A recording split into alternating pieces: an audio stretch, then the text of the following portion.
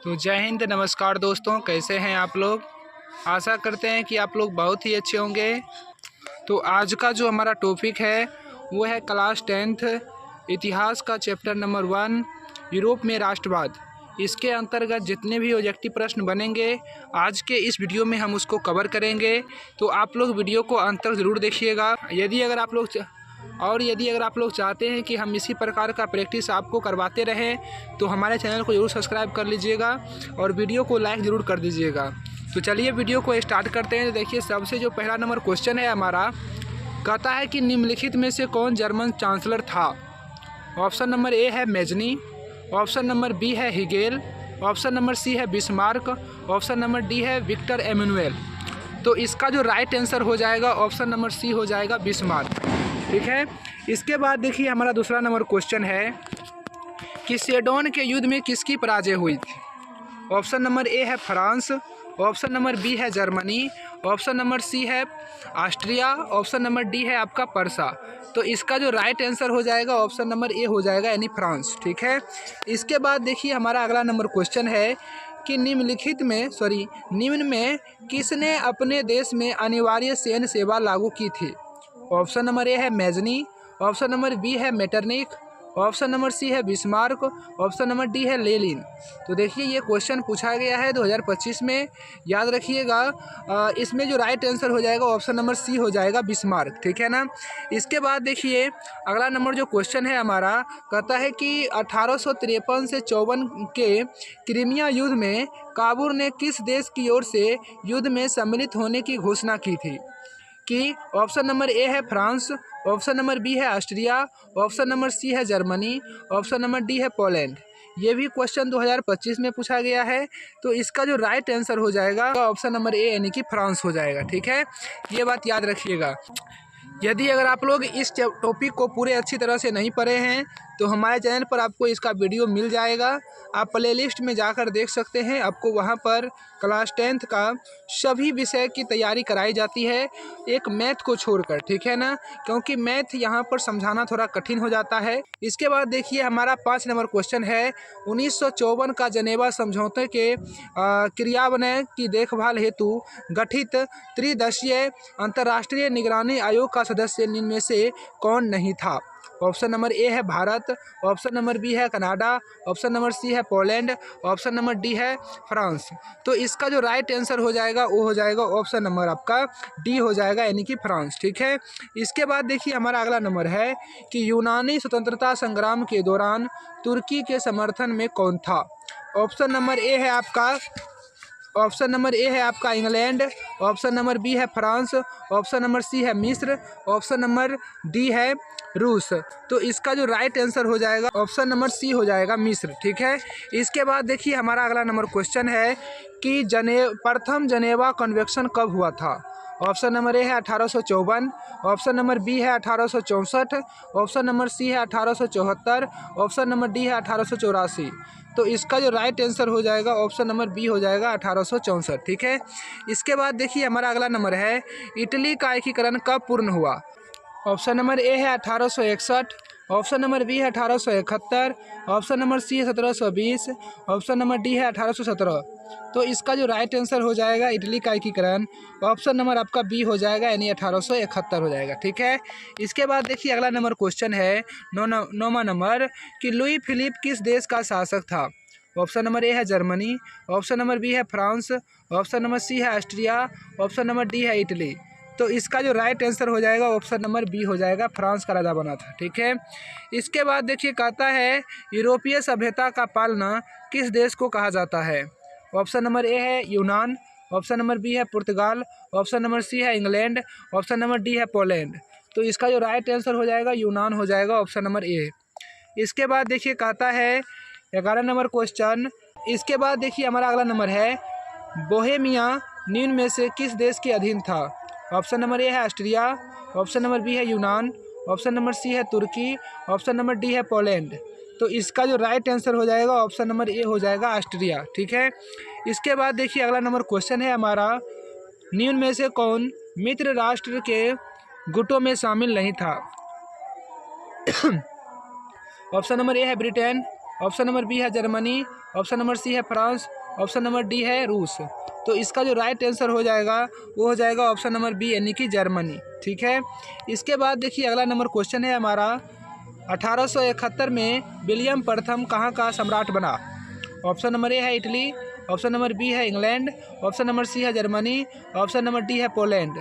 तो इसका जो राइट आंसर हो जाएगा ऑप्शन नंबर सी हो जाएगा यानी कि जर्मनी का राजा बना था। इसके बाद एक 14 नंबर क्वेश्चन है कि सिडनिया का राजा कौन था। ऑप्शन नंबर ए है Victor Emmanuel, option number B है नेपोलियन, ऑप्शन नंबर सी है चार्ल्स दशम, उसके बाद ऑप्शन नंबर डी है इनमें से कोई नहीं। तो इसका जो राइट आंसर हो जाएगा वो हो जाएगा ऑप्शन नंबर ए यानी कि विक्टर एमैनुअल। ठीक है ना। इसके बाद देखिए हमारा 15 नंबर क्वेश्चन है कि इटली के एकीकरण का प्रमुख नायक कौन था। ऑप्शन नंबर ए है मेजनी, ऑप्शन नंबर बी है काबूर, ऑप्शन नंबर सी है गैरीबाल्डी। तो इसका जो राइट आंसर हो जाएगा ये सभी हो जाएगा क्योंकि इटली के एकीकरण में इन सभी का महत्वपूर्ण योगदान था। इसके बाद देखिए 16 नंबर क्वेश्चन है कि लुई 16वें को फांसी कब दी गई थी। ऑप्शन नंबर ए है 1748, ऑप्शन नंबर बी है 1793, ऑप्शन नंबर सी है 1798, ऑप्शन नंबर डी है 1854। तो इसका जो राइट आंसर हो जाएगा ऑप्शन नंबर बी हो जाएगा 1793 ईस्वी को। ठीक है, इसके बाद देखिए हमारा अगला नंबर क्वेश्चन है वियना सम्मेलन की मेजबानी किसने की थी, यानी अध्यक्षता किसने किया था। ऑप्शन नंबर ए है मेटरनिक, ऑप्शन नंबर बी है नेपोलियन, ऑप्शन नंबर सी है लेनिन, ऑप्शन नंबर डी है कार्ल मार्क्स। तो इसका जो राइट आंसर हो जाएगा ऑप्शन नंबर आपका ए हो जाएगा मेटरनिक। ठीक है, इसके बाद देखिए हमारा अगला नंबर क्वेश्चन है 18 नंबर कि निम्न में से किस सम्मेलन में जर्मनी की क्षतिपूर्ति राशि को कम कर दिया गया। ऑप्शन नंबर ए है क्योटो सम्मेलन, ऑप्शन नंबर बी है वियना सम्मेलन, ऑप्शन नंबर सी है रियो डी जेनेरो सम्मेलन, ऑप्शन नंबर डी है लौसने सम्मेलन। इसका जो राइट आंसर हो जाएगा ऑप्शन नंबर डी हो जाएगा लौसने सम्मेलन। ठीक है ना। इसके बाद देखिए हमारा अगला नंबर क्वेश्चन है कि अमेरिका में न्यू डील किसने लागू की। अब्राहम लिंकन ने, इसके बाद ऑप्शन नंबर बी है फ्रैंकलिन डी रूजवेल्ट ने, इसके बाद ऑप्शन नंबर सी है Barack Obama, option number D है निक्सन। तो इसका जो राइट आंसर हो जाएगा ऑप्शन नंबर बी हो जाएगा फ्रैंकलिन डी रूजवेल्ट। ठीक है ना, डी रूजवेल्ट। इसके बाद देखिए कहता है हिगेल किस देश का दार्शनिक था।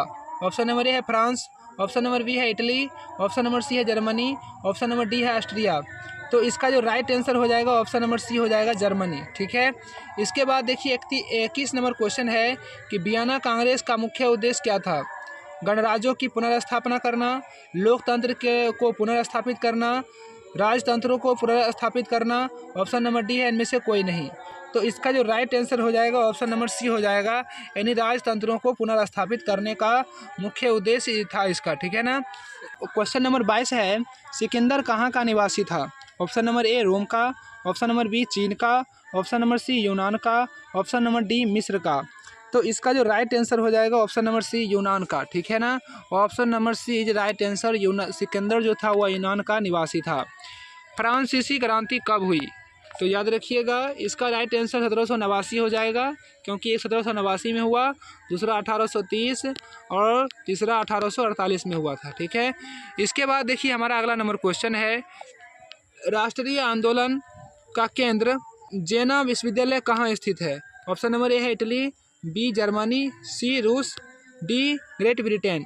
तो इसका जो राइट आंसर हो जाएगा वो हो जाएगा ऑप्शन नंबर बी जर्मनी। ठीक है ना, यानी कि जेना विश्वविद्यालय जो है वह जर्मनी में है। ठीक है, याद रखिएगा। इसके बाद देखिए 25 नंबर है कोसूथ का संबंध किस देश से है। ऑप्शन नंबर ए है ऑस्ट्रिया, ऑप्शन नंबर बी है यूनान, ऑप्शन नंबर सी है पोलैंड, ऑप्शन नंबर डी है हंगरी। तो इसका जो राइट आंसर हो जाएगा वो हो जाएगा हंगरी यानी कि डी हो जाएगा। ठीक है ना। इसके बाद देखिए हमारा अगला नंबर क्वेश्चन है इटली तथा जर्मनी वर्तमान में किस महादेश के अंतर्गत आते हैं। तो ये तो बहुत ही ईजी क्वेश्चन है, इसका हो जाएगा यूरोप। ठीक है ना, ऑप्शन नंबर सी।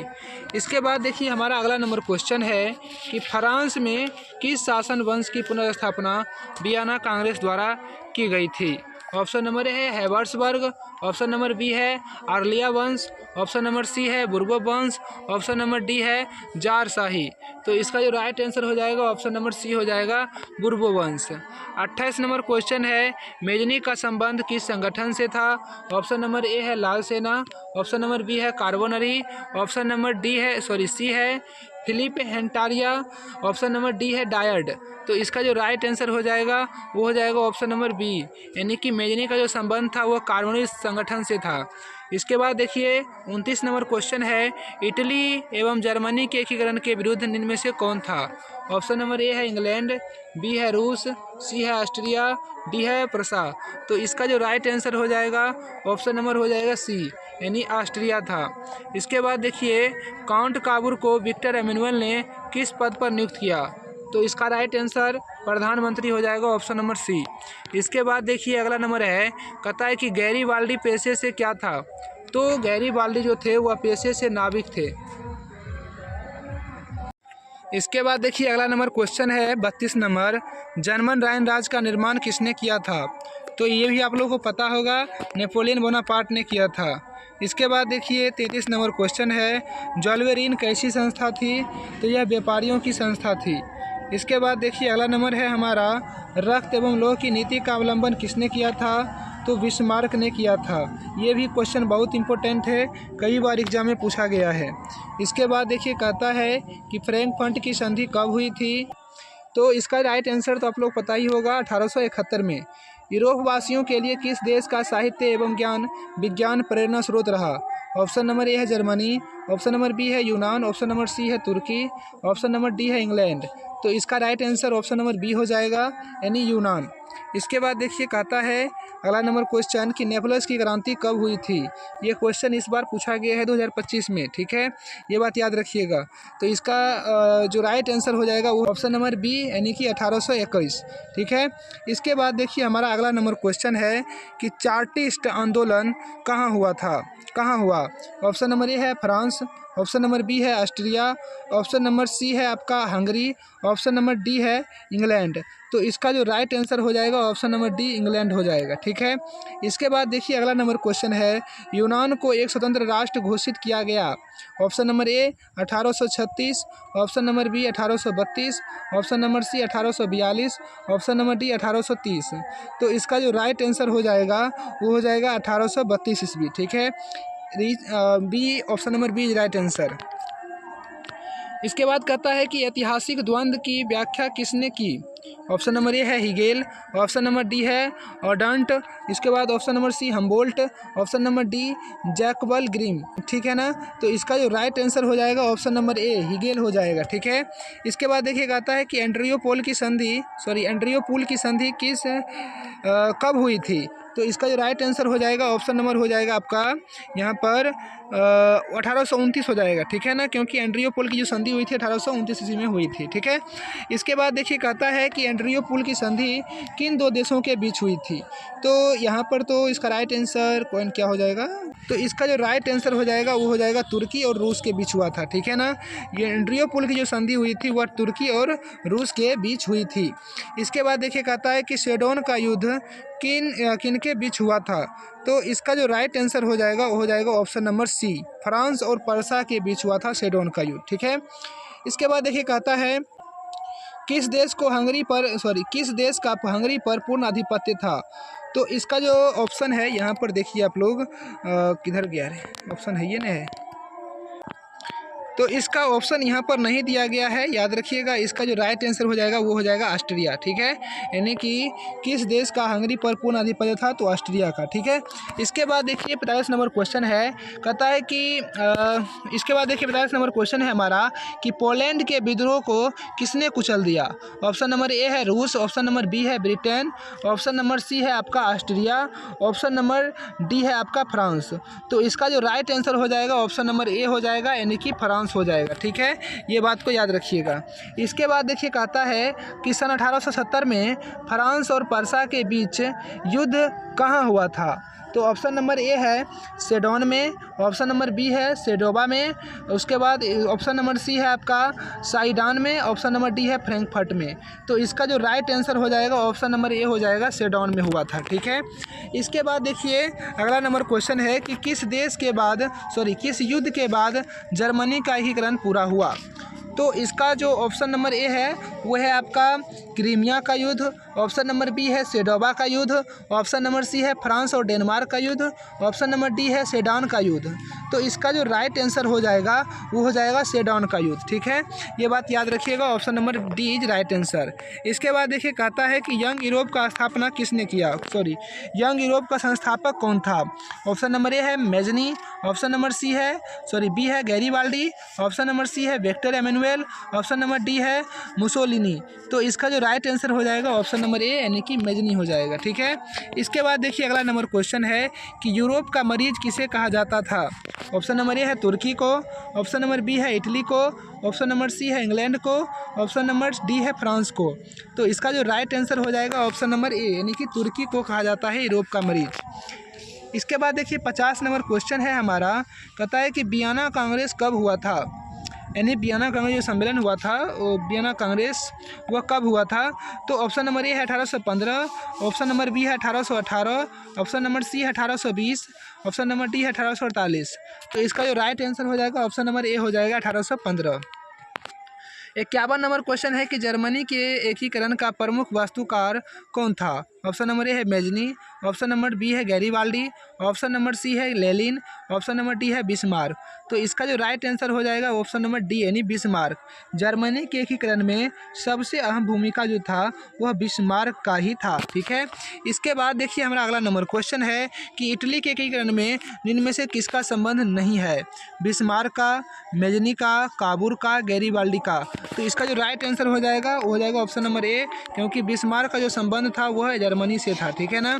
इसके बाद देखिए कहता है 53 नंबर क्वेश्चन कि 1830 ईस्वी की क्रांति के बाद फ्रांस में किस प्रकार का शासन स्थापित हुआ।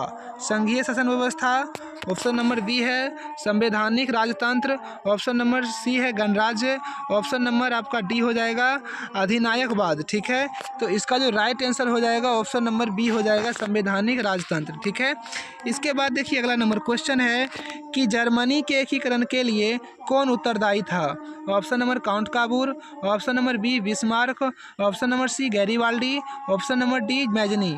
तो इसका जो राइट आंसर हो जाएगा ऑप्शन नंबर बी हो जाएगा यानी गैरीबाल्डी। ठीक है ना। इसके बाद देखिए हमारा अगला नंबर क्वेश्चन है कि 1871 में कौन सी संधि हुई थी। ऑप्शन नंबर ए है फ्रैंकफर्ट की संधि, ऑप्शन नंबर बी है पेरिस की संधि, ऑप्शन नंबर सी है वियना कांग्रेस की संधि, ऑप्शन नंबर डी है इनमें से कोई नहीं। तो इसका जो राइट आंसर हो जाएगा ऑप्शन नंबर ए हो जाएगा यानी कि फ्रैंकफर्ट की संधि। इसके बाद देखिए कहता है कि इटली के एकीकरण में इनमें से किसने योगदान किया था। ऑप्शन नंबर ए है मेजनी और एमेनुएल ने, ऑप्शन नंबर बी है गैरीबाल्डी ने, इसके बाद ऑप्शन नंबर सी है काउंट काबूर ने, ऑप्शन नंबर डी है इनमें से सभी। तो इसका जो राइट आंसर हो जाएगा वो हो जाएगा ऑप्शन नंबर डी यानी कि इनमें से सभी होगा। ठीक है, इसके बाद देखिए कहता है रॉबर्ट ओवन कहाँ का निवासी था। ऑप्शन नंबर ए है फ्रांस, ऑप्शन नंबर बी है जर्मनी, ऑप्शन नंबर सी है ब्रिटेन, ऑप्शन नंबर डी है ऑस्ट्रिया। ऑप्शन नंबर इसका जो राइट आंसर हो जाएगा ऑप्शन नंबर सी हो जाएगा। तो आज का ये प्रैक्टिस सेट यहीं पर अंत होता है। आप लोग कितने क्वेश्चन को सही से हल किए हैं कमेंट में ज़रूर बताइएगा। तो आप लोग अगर चाहते हैं कि हम इसी प्रकार का प्रैक्टिस आपको करवाते रहें तो चैनल को ज़रूर सब्सक्राइब कर लीजिएगा। तो चलिए मिलेंगे नेक्स्ट वीडियो में, तब तक के लिए जय हिंद जय भारत।